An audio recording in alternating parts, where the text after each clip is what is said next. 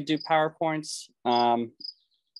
Usually I just show images and discuss things, but I'm doing it here for why not. I presented earlier at a garden club just talking about Black Earth and what we do. So, and let me just start. My name's Andrew Brousseau.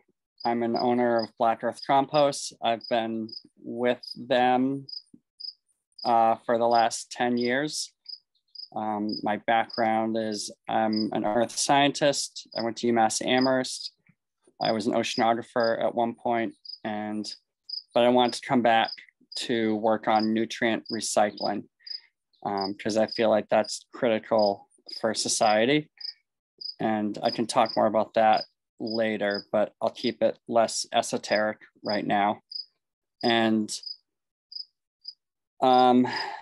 yeah, so I was in academia doing a master's in organic waste management in Seattle. And then I moved back because my partner, or Connor Miller, who I kind of knew, founded Black Earth Compost in my hometown. So I wanted to come back.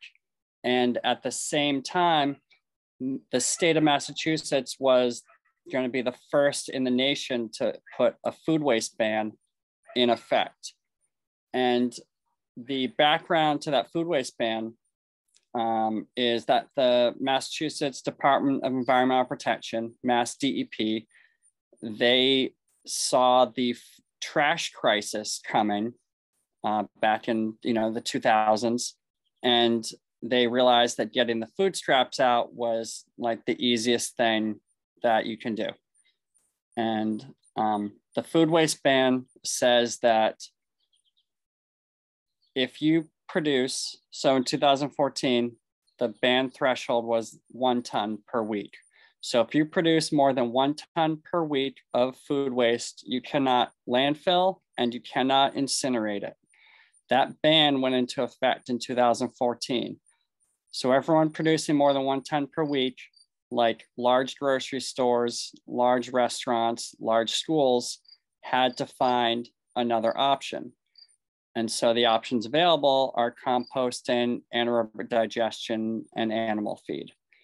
So that was awesome.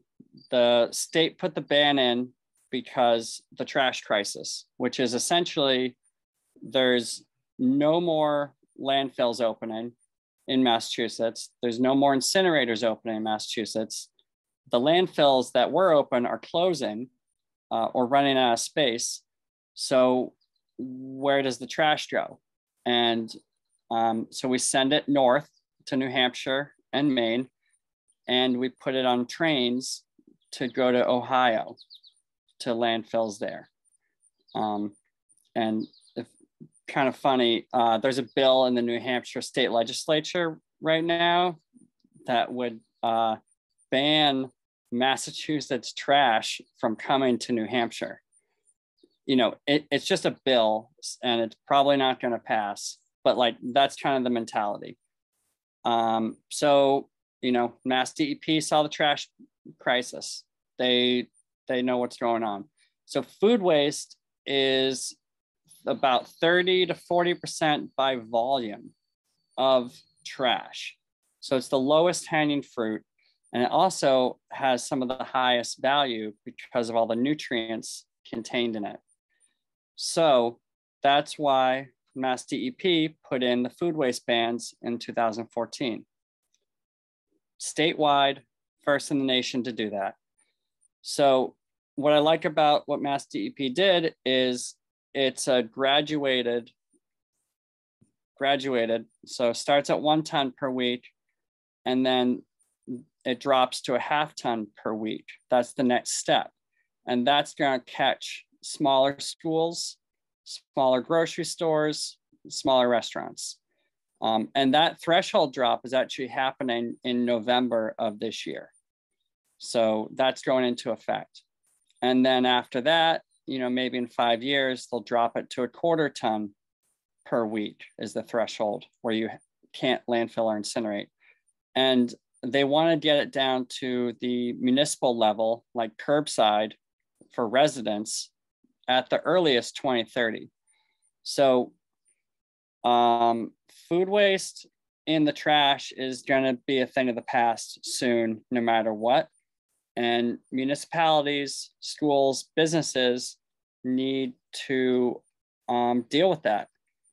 And what we offer is a way for towns who want to be first movers can get themselves squared away now with infrastructure to manage it themselves.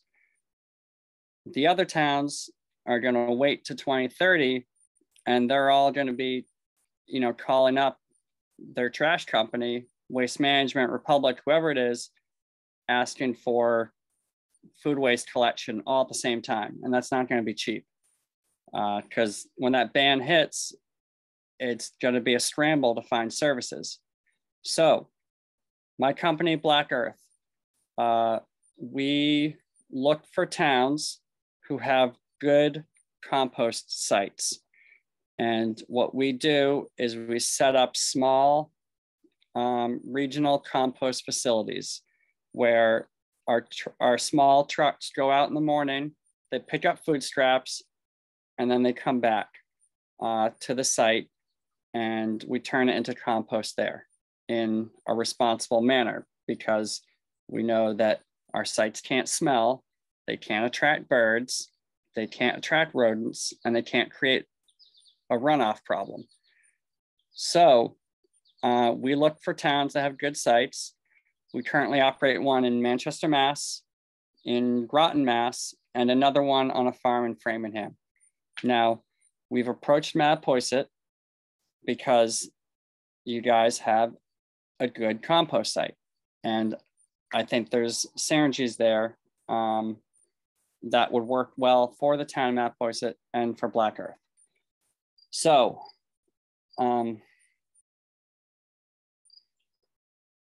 that's essentially what we're doing and what we're proposing here. That's like the reason why. And like what our proposal is it saves the town of Mattapoisett money in exchange for like hosting our compost site. And like really our job is to like shower the town with benefits because we're on town land and we want to be there for 30 years or forever, because we believe this is like basic public infrastructure, being able to manage your organic waste. I'm talking about, brush, leaf and yard debris and food scraps. These are all organic waste. And when you put them all together, you get a very rich product that can be used to grow food, feed your trees, and improve your landscape. Increase water infiltration, increase the quality of your stormwater. I mean, it goes on. Like, what you want to do is view the compost site as kind of a lifeboat. Like, what we are recycling are nutrients. So nitrogen, phosphorus, potassium, sulfur, molybdenum, magnesium, manganese, all the micronutrients. Like, we are a source of everything plants need to grow and to grow food.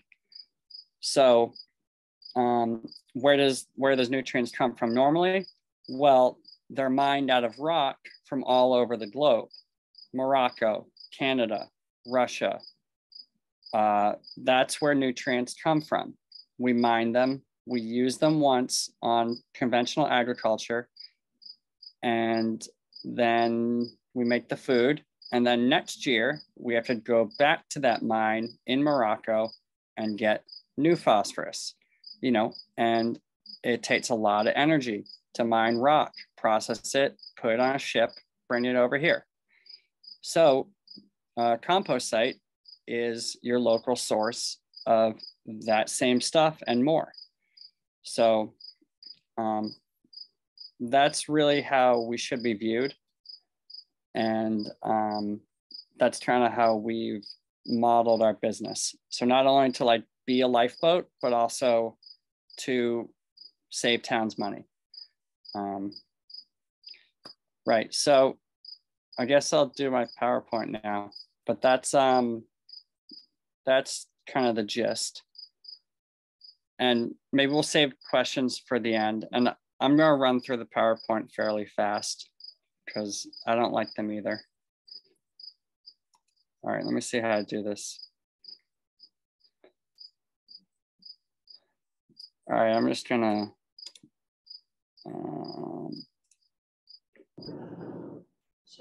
share my screen. Okay. All right, do you guys see my screen? Yes, we do. Okay. So my PowerPoint. Okay. So I'm here to talk to you about Black Earth Compost and the town. Did I spell the town's name right? It looks like I have an extra T in there. Anyways, let's just skip this slide. Okay, so these are our small trucks. They're under CDL. They go out and they collect from about 400 residents and maybe like 10 commercial locations. They're small. They don't make a lot of noise. They don't engine brake. They're not like, the great thing about them is they're not energy hogs. Like when the trash truck goes down your street and the trash truck weighs 30 tons, like every time they stop and have to like start again and accelerate, they have to use fuel to accelerate 30 tons of metal and trash. You know, our trucks are much lighter, so they do really well in the residential setting. It's like hitting the nail with the right size hammer. This right here, can you guys see my mouse moving around or no? Yes, we can see it. Okay, cool. So these are the curbside bins that we pick up. They're 13 gallons. They have a locking lid. Animals can't get in them. And this is what we pick up once per week. So we will come around Mattapoisett, and anyone signed up for our service we will pick up from. And so the service normally costs about $4 per week. But if Black Earth was in town, you know, running the compost site, it'd be about $2 per week. So that brings the cost down a lot, which allows more people to come on. In addition, you can put out a textile bag and we'll pick that up. And you can put out like 2 yard waste bags and we'll pick those up. Those you pay for as separate, but the service is there. The basic thing is we're out there. What else can we pick up, you know, to provide service to people? Also, when we pick up your food scrap bin, we can deliver compostable bags, like green bags for your countertop bin, which help keep that clean. And we also deliver liners for your curbside bin. So those are our trucks. And this is our compost site in Groton. So this is the structure that we built where our trucks go inside to unload the food scraps. So we're indoors. We're capturing liquids, we're capturing odors, we're preventing birds, we're preventing rodents. So that is huge. And that's like one of the ways we've innovated on composting.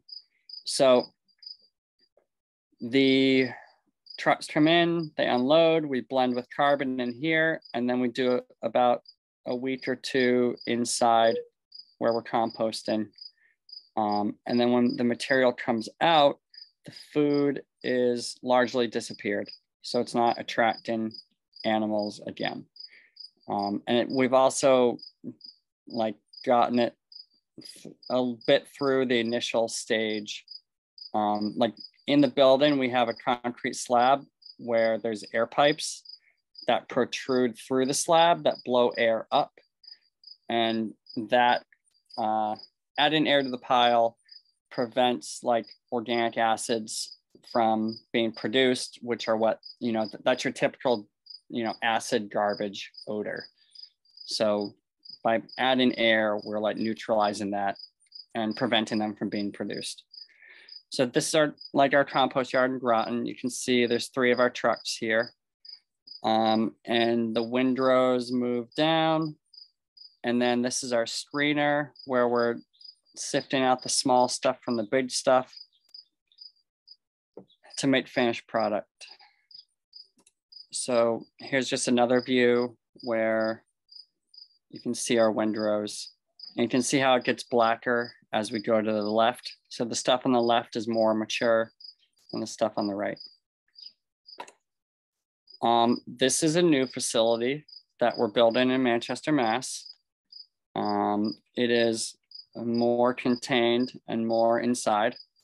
And there's 3 to 6 suites inside. You can see these air pipes provide air into the piles from underneath.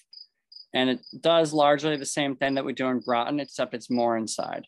And so this would be more appropriate if we were like, within the Route 128 belt, somewhere around there.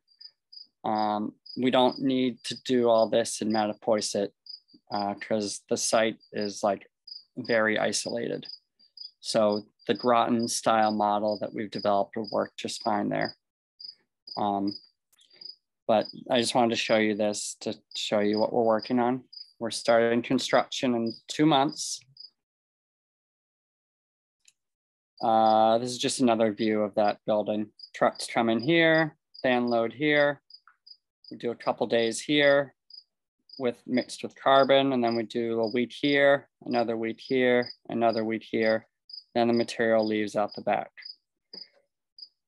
All right, so this, I'm just gonna run through this is kind of some of the products that we offer. So we sell our bags in compost at garden centers. We're at like 100 garden centers. Sell bulk compost, we sell raised beds. We build these bed frames. I can guarantee they will last at least 7 years because that's the longest running one I had. It's at my mom's house. And we also sell soil blend. This is from our website, just saying what our ingredients are. Leaves, food scraps, lobsters, wood shavings. We do not put grass clippings in our compost because we know what people put on their lawns. So we keep the grass separate. There's no weed seeds in our compost because we hit temperatures to kill them. And so we test our compost for salts, nutrients, heavy metals, herbicides using plant trials, plant vigor, soil food web biology, and now PFAS. So we test for all those and we put our results on the website. And I'll just say real quick that a food scrap compost is going to beat out like a yard waste grass compost every day of the week. And that's because, so both composts, they both use leaves and wood as like the carbon base, but for the green component, the grass yard waste compost is just grass and yard waste. And, like grass isn't the epitome of soil health. So it's only as nutrient rich as whatever nutrients are put on there.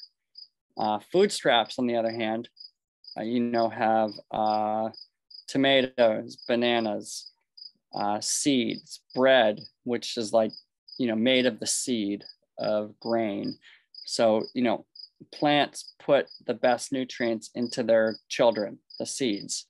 And like, that's what we eat as humans. We eat the like plant babies, essentially.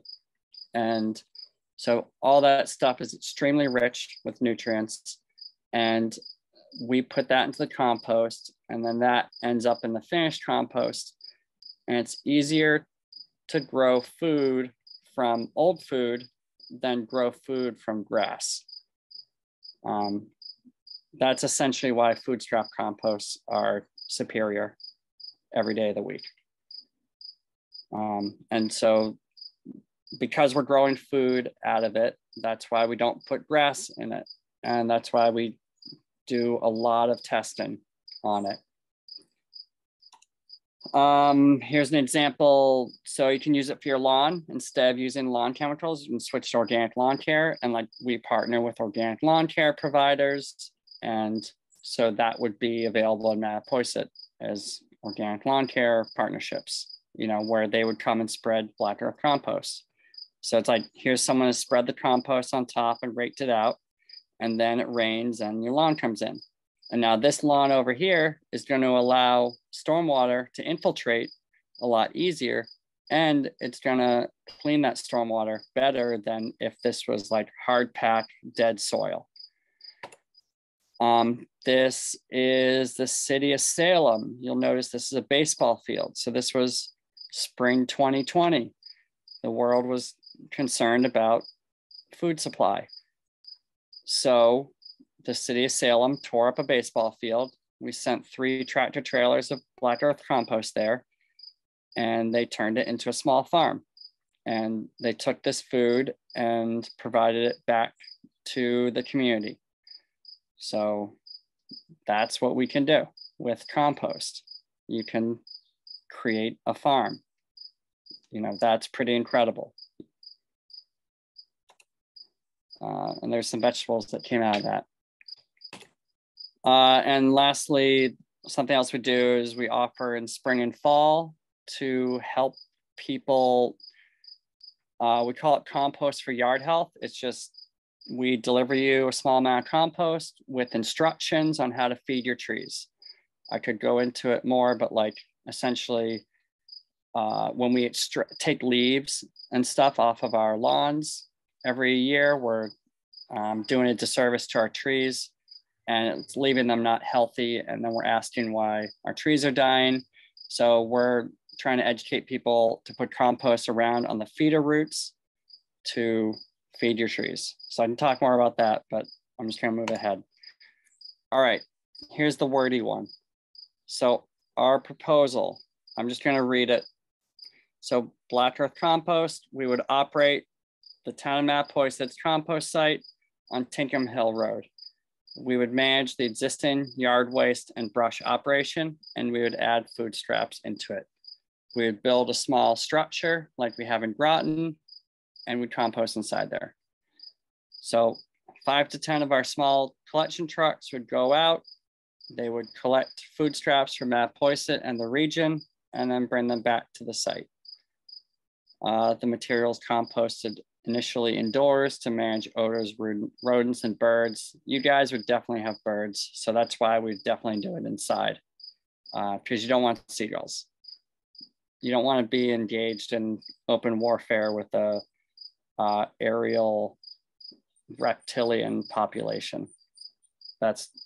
You're just not going to win. So we just try to avoid that issue altogether by going indoors. And so residents, businesses, and schools will get low-cost curbside collection service because we're in town. It's a shorter distance for us to come and compost the material instead of us driving an hour to the next closest site. Residents get free high-quality compost back, and the town saves money on its operations. All right, so here's the existing property that the town has. This is Tinkham Hill Road. This is the town's landfill, and it's very isolated. This is an excellent place to do this. Here's a close-up of it. I don't know if you guys are aware of the potential of a solar project up at this property. Are you guys aware about that? Yes, I think it's been written about in the Wander and local news. All right, good. So I'm not spilling the beans. That's good. I think you guys have been talking about it for 2 years, so I figured it was like public knowledge. But essentially the solar field is going to take over the entire property. So looking here, this entire property all the way down here and up here on the top of the landfill. So it kind of restricts you, it restricts the town on like what they can do up here, which, you know, that's a trade-off that you guys have to decide about. But I think the solar company, you know, when they come in, they carve out every last square foot for themselves because, you know, that's their plan. That's what they want. And they will push, so they push the composting, I think, to like a tiny area over here. And so that means, in my opinion, that if solar comes in, pushes you out, and this is all you have for composting, your expenses are going to go up because now you're going to have to manage your brush faster.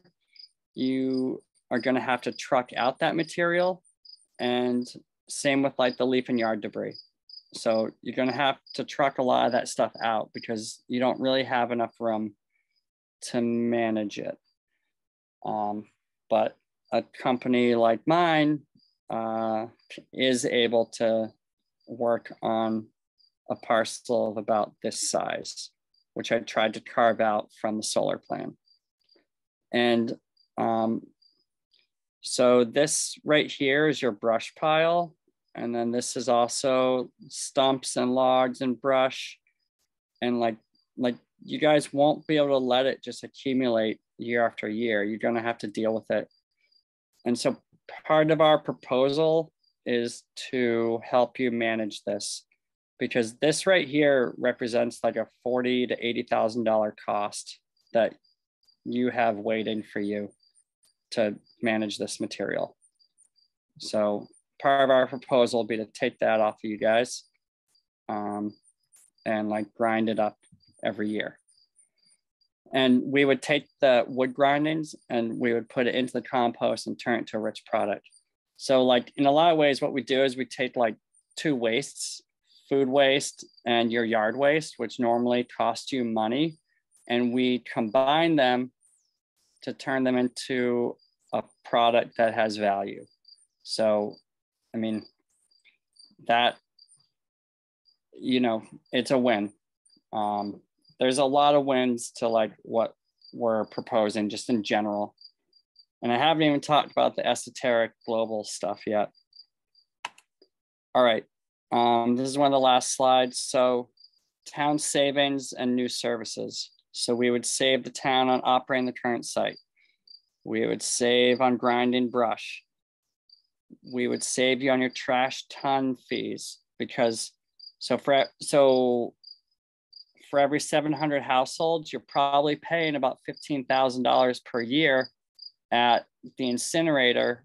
I think you guys, your town trash collector brings it to the CMAS incinerator. I might be wrong, but you guys pay a tip fee there. It's about like $80 to $90 per ton. So that's what where this savings comes from. So instead of paying the incinerator to use fossil fuels to vaporize your water heavy vegetables, they can be recycled and turned into a finished product. I think that we'd be one of the few ways that the town could integrate with the proposed solar project, because I don't know what you're going to do that's not going to cost money if you put the solar field up there. So then, you know, Mattapoisett being a first mover on managing the organic waste means that you gain independence from the state's trash crisis to some degree. Remember, like 30 to 40% of the town's trash is food scraps. And then, you know, you're also becoming independent of the global supply chain for fertilizer, you know, because we are providing a nutrient-rich compost back. And, all this promotes world peace because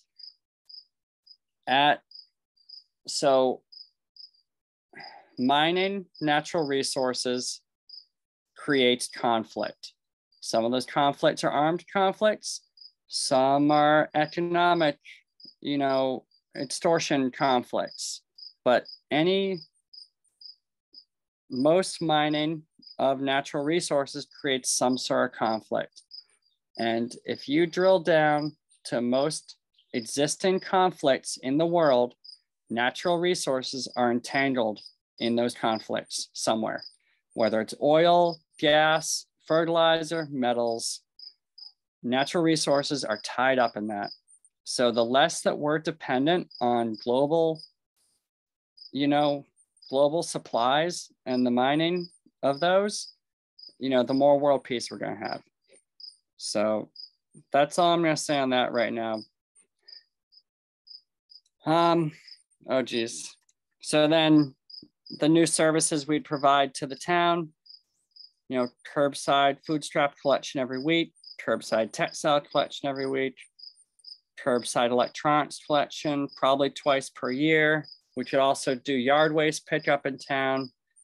All these things we're suggesting, like they'd be private pay. So maybe residents would pay directly to us through our website to get these services. That's the cheapest way to do it. Another option is the town can pay us to do it town-wide, and we'd provide like an extremely good rate, but at the end of the day, you'd probably be paying more in general through your taxes. So the private pay model is preferred, and also lets people kind of select what they want. And we would have totes at the transfer station for food scrap drop off. That's pretty much it. So I want to give you guys the opportunity to ask questions and make comments. And Tom, maybe you can take notes, just because I'm kind of stuck in this PowerPoint world at the moment. Yeah, so what do you guys think? Do you want to stop sharing your screen? I could. Yeah. All right, there we go. That worked.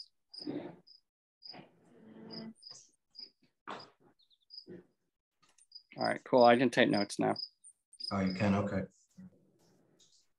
All right, I'm going to switch so that you can see everybody in here.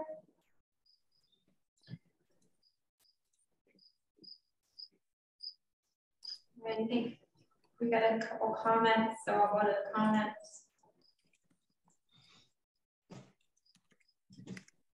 So the first one is from Lori, a compost mycelium lifeboat is so necessary. What a great solution and project. Thank you. And Phoebe asks, what comes next with town discussion? So we presented to the Board of Selectmen. I'm sorry. We presented to the Board of Health, probably right before the 4th of July. Carmelo, who's on the Board of Health, wanted to make sure that this was something that the town people wanted. Like he didn't feel like he had the authority to just say, hey, this is a great idea. Like I believe the Board of Health and him thought it was a good idea, but Carmelo wanted, the residents to kind of guide it. So he wants the residents to tell the Board of Health and tell the Board of Selectmen that this is something they want. And so you can tell them directly, and you can also pre-register on Black Earth Compost website, because we have a list of people who pre-register, and all that is just saying like, hey, here's my name and email. When Black Earth starts service in Mattapoisett, please tell me, and I will decide if I'm going to sign up at that point. So it's really just expressing interest. And so that's a way, we're expanding that list, and you can sign up and you can tell people to sign up. But really just you know, telling the Board of Health, telling the Board of Selectmen. Yeah. All right, next question is, how many participants do you need to move forward? Has this been presented to the town yet? I was going to answer it. I don't really know what kind of noise it would take to get town boards to go along with this idea. So I don't really have an answer to that. Maybe 300, maybe 1,000. I don't know. Start with as many as we can get and build from there. Yeah, and the other thing is like, our proposal saves the town money and solves problems both locally for the state and for the globe. So if you just like back those other two out, we're solving problems for the town that are coming down the pipeline. So like, you should seriously consider this proposal just on its merits alone, you know, like it'd be foolish not to consider it at the Board of Selectmen level.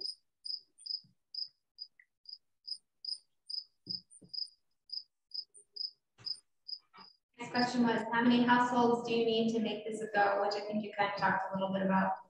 And will other towns like Fairhaven and Rochester be invited to participate? Yes, so if we started a site in Mattapoisett, we would instantly start service in the town. So anyone who wants to sign up can sign up. For the neighboring towns, they would need to reach a threshold of about 40 people pre-registered. And at that point, we would open the town up. And then their programs can grow from there.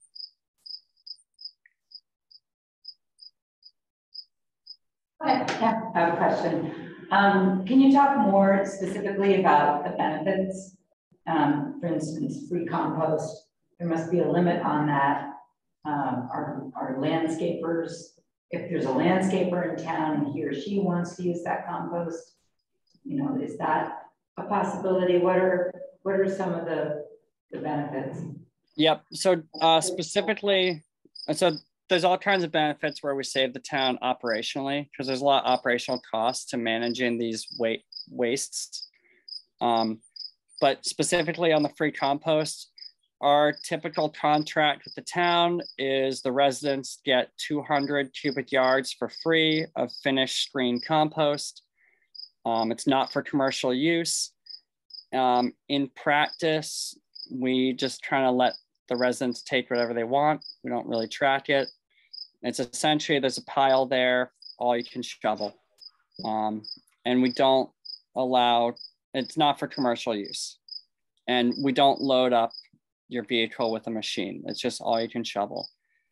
And if you want to have the compost delivered, then we just charge you the regular rate like we would any other town. So that's how we do it. For landscapers, I think you guys don't allow, I'd have to look at my notes, but like basically whatever your landscaper rules are now up at the compost site, we would just continue those. Like we, yeah, so yeah. A follow-up question, what about the town itself? So landscaping at the library, for instance, or some municipal buildings. Yeah, so we provide compost back. I mean, that's part of that 200, but you know, in practice, we don't like really monitor it.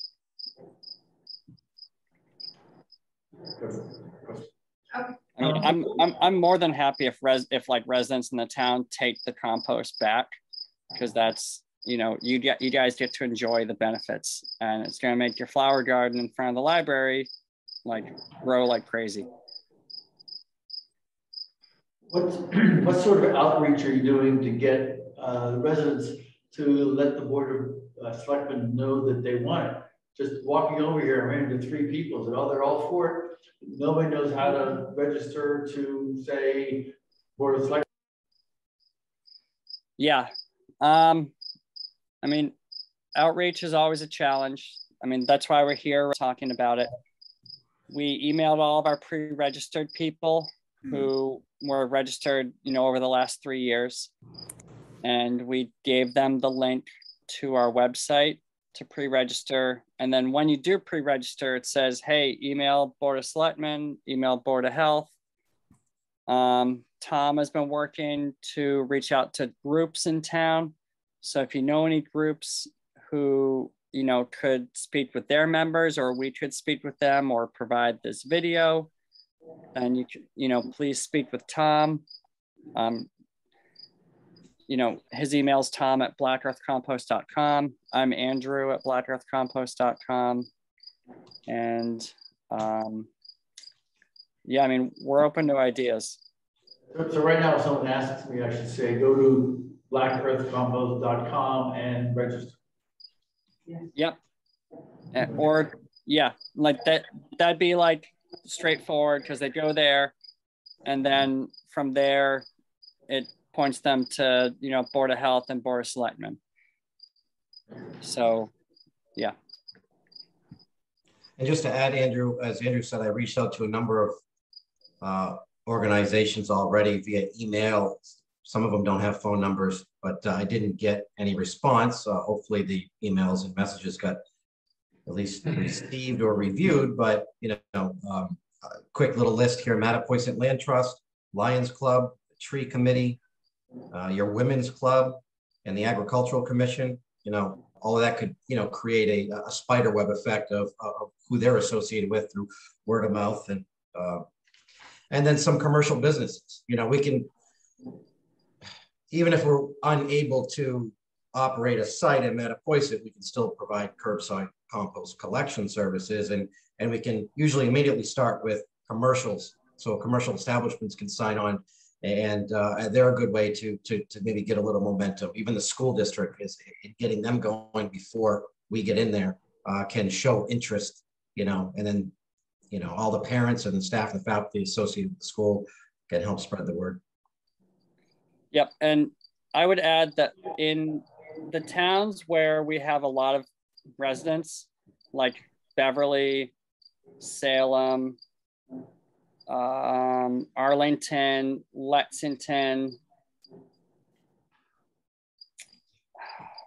I get them confused, but anyways, I don't know, Bedford, I think.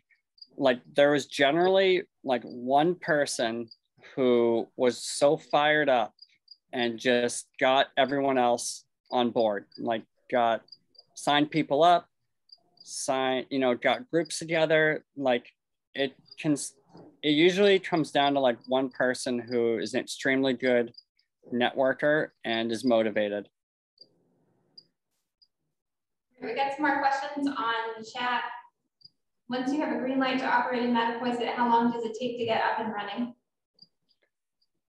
I mean, we could be there within 6 months. So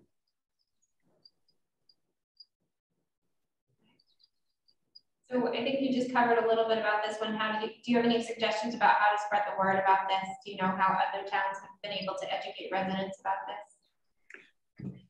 If anyone's interested, they could reach out to us. Like if anyone thinks they got what it takes, they can reach out to us and we can connect them with other towns. And we also have like some like a package of material that can help them, like pre-made flyers. We have some business cards you can hand out that like basically have the website name and where you can sign up. So we do have a package if someone's interested. Yeah, I can provide. I do business development for Black Earth, and one of the areas I work in is propping up residential communities in the fashion that we're talking right now. So our team makes, you know, as Andrew said, digital marketing flyers that can, you know, be sent email or print them off and posted. As I said, you know, getting the school on board if they want a commercial service, and then doing a referral program through the service to, you know, to get more interest in pre-registered that way.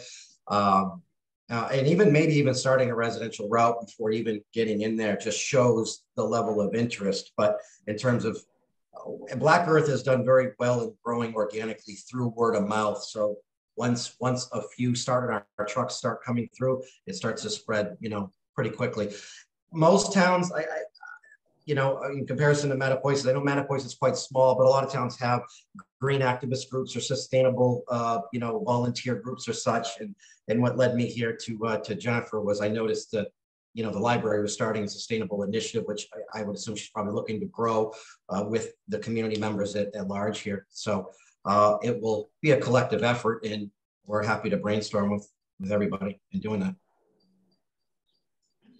A couple more questions online, and then I know there's one in here. So we'll go through a couple online, then get to the one in here. So do you think the savings in trash removal will offset the cost of the program to the town? So there's no cost to the town.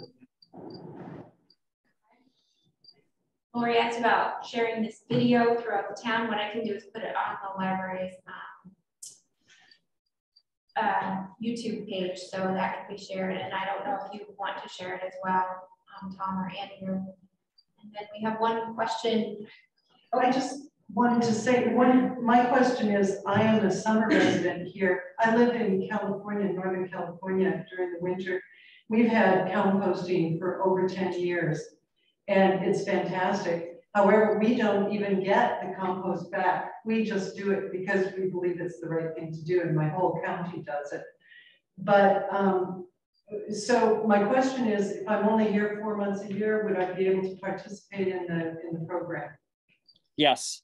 So we have, through our website, you go in and you can order compostable bags. You can order yard waste stickers. You can order compost. You can pause your subscription, which, holds your credit until when you return from Northern California and you want to restart your service. Okay, great. And I want to say too, I'm a member of the Women's Club. I'm going to definitely recommend that you make a presentation to them. And they are pretty influential, and I think that they could help you get the word out. Excellent. Thank you. Next question. How important is it to you to get the land on Tinkham Hill? It's important for us in order to get it started now and provide the most savings. The town has lucrative contracts with the electricity providers out there. We're talking about hundreds of thousands of dollars per year for the use of that land, payment in lieu of taxes. Yep. Yeah, so it's stiff competition is what I'm saying. Well, I would argue that we are a synergy that allows the town to maintain those lucrative contracts and not have an increase in costs on their yard waste processing. Like the area I showed you, that triangle I carved out, does not significantly reduce the solar company's stake in the area. And what it does is it allows you to continue to manage your yard waste at no cost. Actually, it provides savings.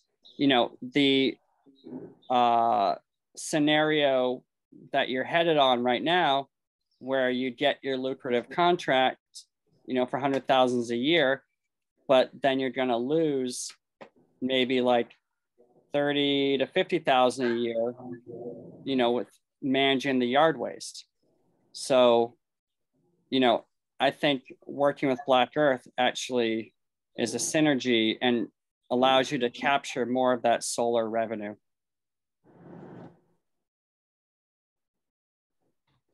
Yes.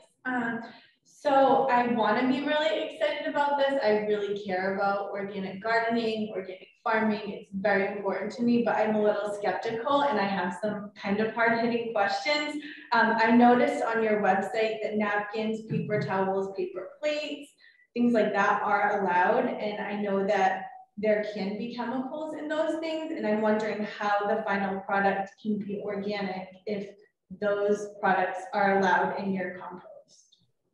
Cool. I'm glad to have some hard-hitting questions. I've been waiting for the PFAS question. But this is Well, essentially and it. also not just PFAS, but like dioxins, like bleached materials in food packaging, things like that. Because I don't put that in my home compost bin because I don't feel comfortable then spreading that in my garden. Yep. So we only allow that material if it's certified compostable. So we use a range of certifiers: BPI, CMA, TUV, which is the European one. That's how we ensure that we're not getting bad things on the stuff that we take in. And like PFAS is used on food packaging. It's used on Gore-Tex. It's in your Sharpie. It is in your mascara, your foundation, your microwave popcorn bag, stain-resistant carpet, your non-stick cookware. It's everywhere. So this stuff is everywhere. And the compostable certifiers, about 5 years ago, they put their foot down and said, you can't have any residue of fluorine at all in your compostable products. So, and we've followed them. We've said, hey, you can only put stuff in that's certified. Now, does stuff get through? Yes. And that's why we test the finished product and put our results on the website. And so that is what makes me confident to grow food for my family with our compost and to sell it. Andrew, she also mentioned napkins and paper plates. Now, do we require the certified compostable label on just napkins and brown napkins, white napkins? As those, can you explain maybe the decomposing process of just your basic napkin?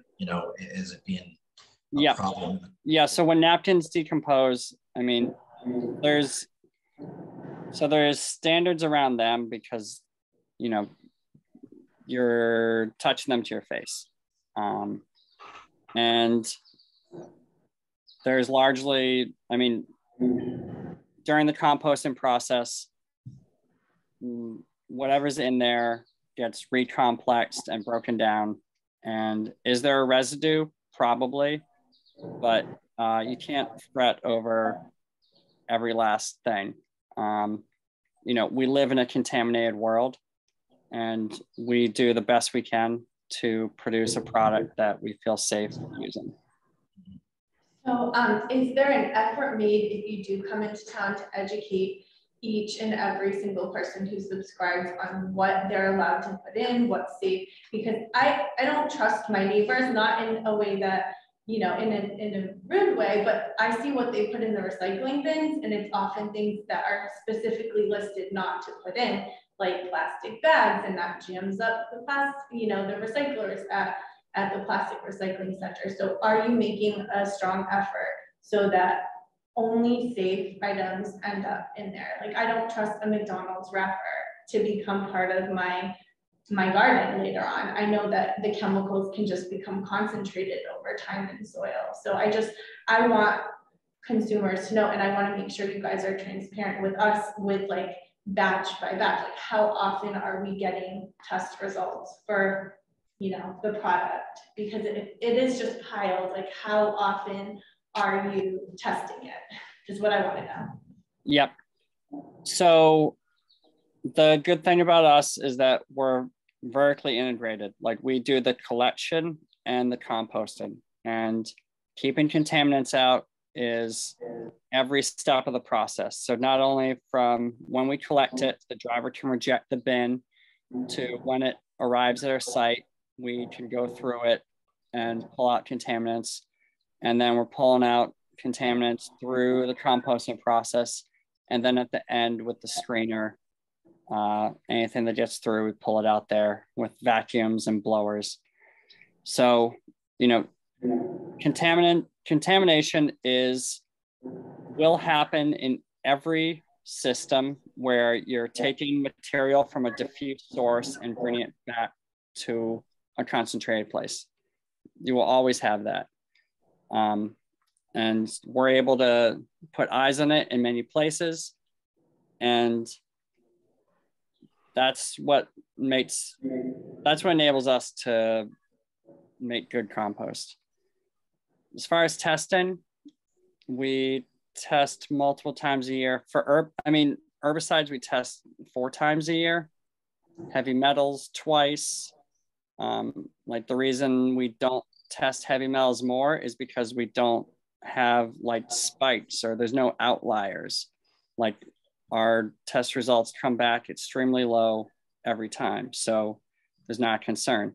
If I was getting spikes over and over again, I'd be more concerned. I'd test more frequently.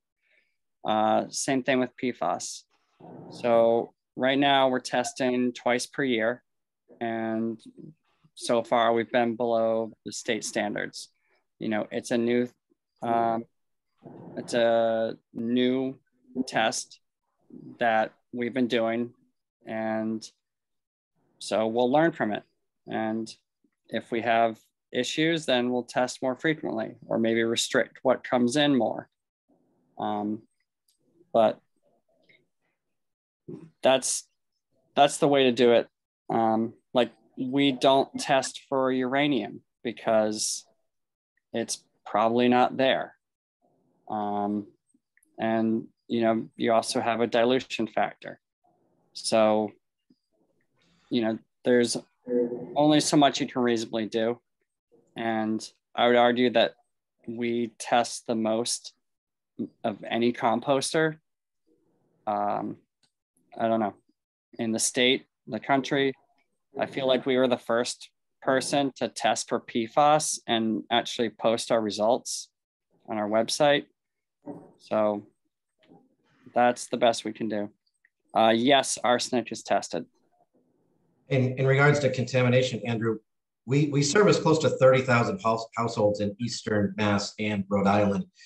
And we have, you know, a good commercial customer base, maybe 500 commercial stops, but most contamination is associated with commercial customers. And as Andrew said earlier, our drivers, we reserve the right to reject, and the commercial customers know this, if it's heavily contaminated, they'll have to discard that in the solid waste container. Or if they pay us extra to remove it for whatever reason because they can't, then that load in that truck does not make it back to our site anyways. It goes somewhere else to be discarded properly.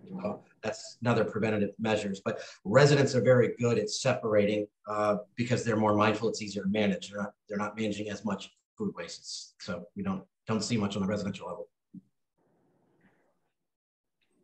All right, were there any further questions? We're at the 7 o'clock mark. One quick question. Are your trucks electric or gas? They're not electric yet. We're waiting for a mid-sized electric option to come out. They are gas and diesel. Well, I'm glad you're moving that way. Yep. Anything further? Right, so they did post their emails. I'll go back up on the chat so you can see them again. Here, Tom at blackearthcompost.com and Andrew at blackearthcompost.com. And I will, once the session ends, I will download the video and I will try to put it up on our YouTube page so that you can reference it. I know we did lose the owl for a little while. I think we had a power hiccup or something, so we lost the sound here a little bit, but we should be able to hear it on the video. So I want to say thank you to everyone for coming out tonight. Thank you to everyone on Zoom. Thank you to Tom and Andrew. And I will direct anybody to you if they have further questions. Thank you. Thank you. Thank you, everyone. Looking forward to working with you. Thanks, Andrew.